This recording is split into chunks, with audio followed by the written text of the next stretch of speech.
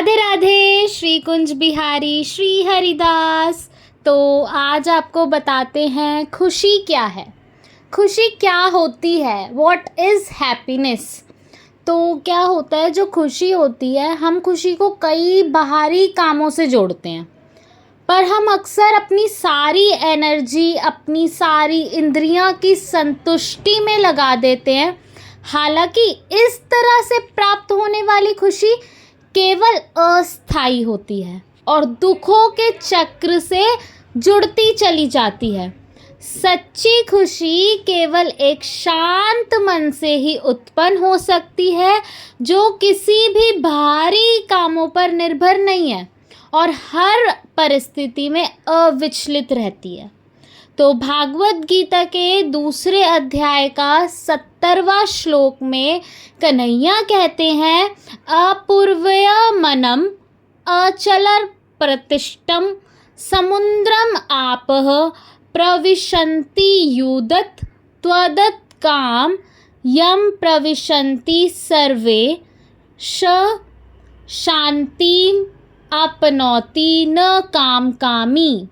इसका अर्थ है, जिस प्रकार से अलग अलग नदियों का जल एक बड़े महासागर में प्रवेश करता है, वैसे ही वह चारों ओर से भरा होने पर भी शांत रहता है। उसी प्रकार जो इंसान होते हैं, जो व्यक्ति होते हैं, इच्छाओं के निरंतर प्रवाह से विचलित नहीं होता, वही शांति प्राप्त कर सकते हैं, ना कि वो व्यक्ति जो इन इच्छाओं के पीछे भागते हैं तथा इन इच्छाओं को संतुष्ट करने का प्रयास करते हैं। तो भागवत गीता में खुशी को 3 प्रकार से बताया गया है। एक 18वें अध्याय में 36वां श्लोक में कन्हैया अर्जुन से कहते हैं, सुखम टीवी इदानिम त्रिविधम शृणु में भरतवृषभ अभ्यासद रमते यत्र दुखांतम च निगच्छति। इसका अर्थ है, हे अर्जुन, अब मुझे उन 3 प्रकार के सुखों के विषयों में सुनो जिनसे देहधारी आत्मा प्रसन्न होती है और जिसके द्वारा वह समस्त दुखों का अंत कर सकती है। तो पहला सुख होता है सात्विक या फिर शुद्ध सुख। अब ये वे सुख है जो आत्मा के उत्थान से उत्पन्न होता है। हालांकि इसे प्राप्त करना आसान नहीं है, पर सात्विक या शुद्ध सुख की प्राप्ति के लिए व्यक्ति को बहुत अनुशासन का पालन करना पड़ता है। इसलिए ये शुरुआत में आपको बिल्कुल जहर जैसा लगता है, बिल्कुल विष जैसा लगता है, लेकिन एंडिंग होते होते, अंत होते होते ये बिल्कुल अमृत जैसा हो जाता है। तो श्लोक कहता है, यत् तद आग्रह विहम इव परिणमे मितोपम तत् सुखम सात्विकम प्रोक्तम आत्मबुद्धि प्रसादजम। इसका अर्थ है, जो पहले विष के समान प्रतीत होता है किंतु अंत में अमृत के समान स्वाद देता है, उसे सतोगुनी सुख कहा जाता है। यह आत्मज्ञान में स्थित शुद्ध बुद्धि से उत्पन्न होता है।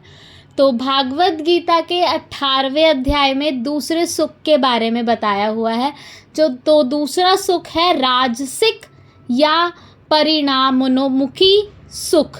ये वे भौतिक सुख है जो इंद्रियों के बाहरी वस्तु के संपर्क में आने से प्राप्त होता है, जिससे संतुष्टि की अनुभूति होती है। हालांकि ये सुख अस्थायी होता है, मतलब अनस्टेबल होता है। तो श्लोक कहता है, विषेन्द्राय संयोगाद यत तद आग्रे मृतोपम परिणामे विषम इव तत् सुखम राजसम समर्तमम। इसका अर्थ है, जब सुख इंद्रियों के अपने विषयों के संपर्क से प्राप्त होता है तो उसे रजोगुनी कहा जाता है। ऐसा सुख जो पहले तो अमृत के समान होता है, लेकिन अंत में एंडिंग होते होते वो बिल्कुल जहर जैसा हो जाता है, बिल्कुल विष बन जाता है। तो तीसरा सुख होता है, वो भी भागवत गीता के 18वें अध्याय का श्लोक है। तो तीसरा सुख है तामसिक या आलस्यपूर्ण सुख। तो ये सुख का सबसे निम्नतम रूप है और ये आपको सोने या आलस्य से प्राप्त होता है। इन क्रियाओं से आत्माओं का कभी पोषण नहीं होता, फिर भी इसे सुख की एक छोटी सी अनुभूति जुड़ी होती है। लोग इसे गलती से सुख की अवस्था मान लेते हैं, पर असल में ये सुख होता नहीं है। तो श्लोक कहता है, यद आग्रे चानुबंधे च सुखम मोहनम आत्मनः नृदालस्य परमोदतत् तत्तमसम उदाहनत्रम।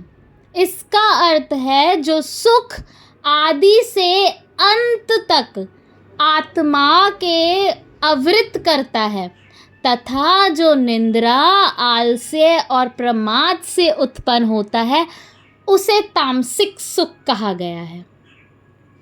लेकिन पर ये सुख होता नहीं है।